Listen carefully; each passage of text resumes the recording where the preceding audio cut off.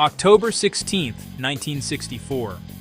In the remote, windswept expanse of the Gobi Desert in western China, the ground trembles. A brilliant flash of light pierces the horizon, followed by a colossal mushroom cloud climbing into the atmosphere. A massive explosion, with a force equivalent to 22,000 tons of TNT, announces a new reality to the world. In Washington, London, and Moscow, the news lands like a shockwave. Intelligence agencies are stunned. The world's exclusive nuclear club, comprised of the United States, the Soviet Union, Britain, and France, has just been gate-crashed. Hours later, a formal announcement from Beijing confirms the world's fears and suspicions. The People's Republic of China has successfully detonated its first atomic bomb. In its statement, China declared it would never be the first to use nuclear weapons, but the message was clear. It would no longer be vulnerable to nuclear blackmail. This achievement seems almost impossible. How did a nation still reeling from decades of war, international isolation, and the catastrophic famine of the Great Leap Forward manage to develop the most complex and destructive technology on Earth? The journey began just 15 years earlier, with the birth of the People's Republic in 1949. Facing a hostile world and staring down direct nuclear threats from the United States during the Korean War, China's leaders concluded that national survival depended on possessing the ultimate weapon. It was a desperate gamble, a top-secret program that would drain the nation's resources and test the limits of its scientific and industrial capabilities. How did this secret program, born from a sense of existential threat, not only succeed against all odds but also fundamentally transform China's destiny, paving its path to becoming a global superpower? This is the hidden story behind China's nuclear rise. In 1949, Mao Zedong declared the founding of the People's Republic of China. The country was poor, industry was weak, millions were living in poverty. Then came the Korean War. The United States threatened China with nuclear weapons. Mao realized something important. Without nuclear weapons, China would always be vulnerable. At first, China turned to its ally, the Soviet Union. Under a friendship treaty in 1950, Moscow agreed to help China develop nuclear technology. Soviet scientists arrived. They trained Chinese engineers. They provided blueprints and reactors.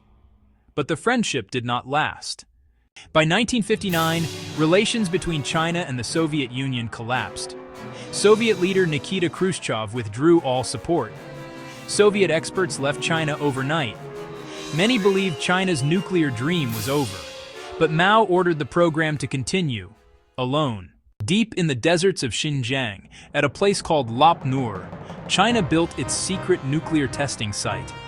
Thousands of scientists worked in isolation. The project was called 596. Despite famine and economic disaster during the Great Leap Forward, the nuclear program continued.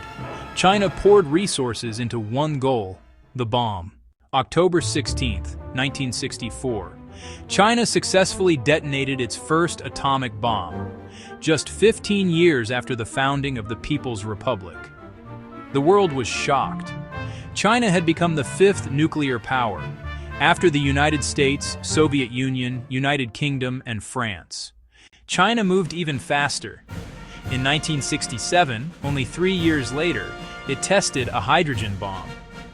This made China one of the fastest nations ever to develop thermonuclear weapons. Soon, China developed long-range ballistic missiles. Now, it could strike targets thousands of kilometers away. Nuclear weapons changed everything. In 1971, China gained its seat at the United Nations Security Council. Over the decades, China modernized its military. Today, it has one of the world's largest nuclear arsenals. Combined with economic growth, space technology, and military expansion, China stands as a global superpower.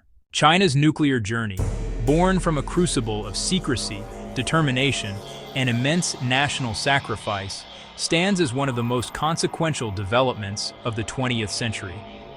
It was a monumental undertaking that propelled a nation from the depths of isolation and poverty to the heights of global influence and power. The successful detonation of Project 596 was more than a technical achievement. It was a profound political statement. The atomic bomb didn't just augment China's military strength, it fundamentally re-engineered the geopolitical architecture of the Cold War and laid the groundwork for the world we know today. In the decades since, Beijing has embarked on a deliberate and systematic modernization of its nuclear forces.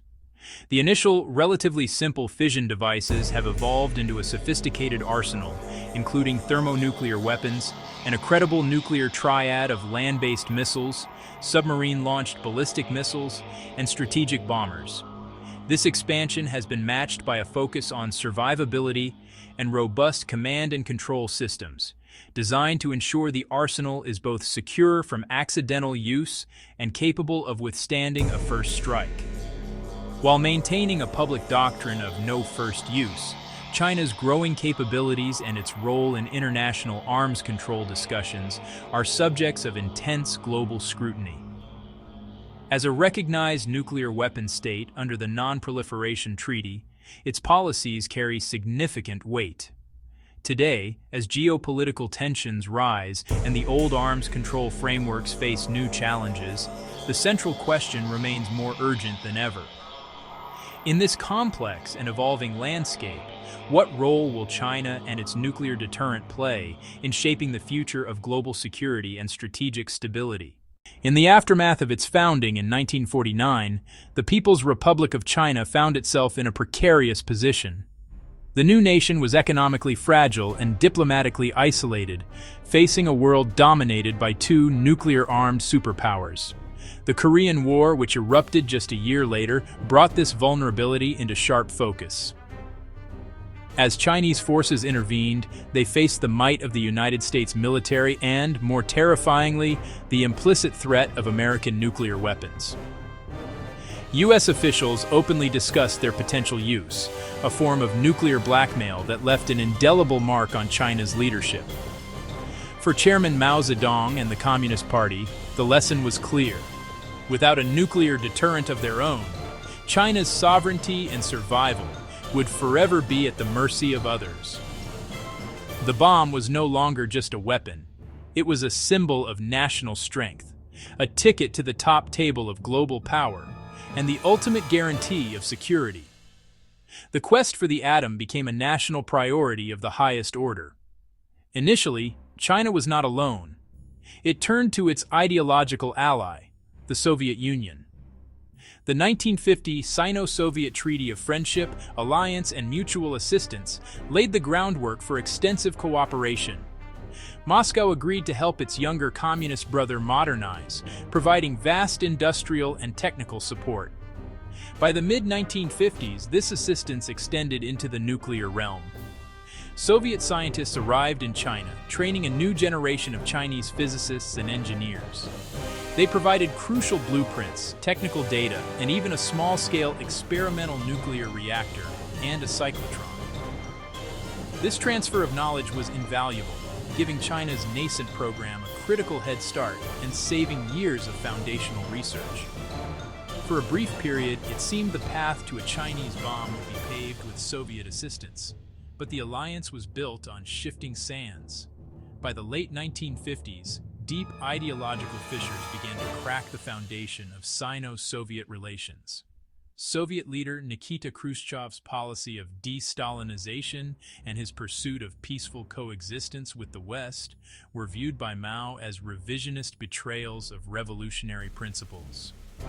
Tensions escalated over border disputes and Moscow's refusal to support China in its conflicts. The final straw came in 1959. Fearing the proliferation of nuclear weapons to an increasingly unpredictable ally, Khrushchev abruptly reneged on the agreement to provide a prototype atomic bomb. He ordered the withdrawal of all Soviet advisors, taking their blueprints and expertise with them. China was on its own. The Soviet withdrawal was a devastating blow, but it only strengthened China's resolve. The project was defiantly codenamed 596, a direct reference to the month and year of the Soviet betrayal. Deep in the remote, unforgiving deserts of Xinjiang province, a secret city rose from the dust. At a place called Lop Nur, tens of thousands of scientists, engineers, soldiers, and laborers toiled in extreme secrecy and hardship. They battled sandstorms, extreme temperatures, and limited resources, driven by a singular patriotic mission. Working from incomplete data and their own ingenuity, Chinese scientists, many of them trained in the West before returning home, reverse-engineered the complex processes of uranium enrichment and weapon design. It was a monumental undertaking of self-reliance. On October 16, 1964, their efforts culminated in a blinding flash of light that tore across the desert sky. A massive explosion shook the ground as a mushroom cloud ascended over Lop Nur. China had successfully detonated its first atomic bomb. The device, with a yield of 22 kilotons, was comparable to the bombs dropped on Japan. The world was stunned. U.S. intelligence agencies, monitoring seismic activity and collecting atmospheric samples via spy planes, quickly confirmed the test. The exclusive nuclear club had a new, unexpected member. China's progress didn't stop there. Having a bomb was one thing. Being able to deliver it was another. Parallel to the bomb project, China poured resources into developing delivery systems. Just 2 years after its first atomic test, in 1966, it successfully launched a Dongfeng 2 missile carrying a live nuclear warhead.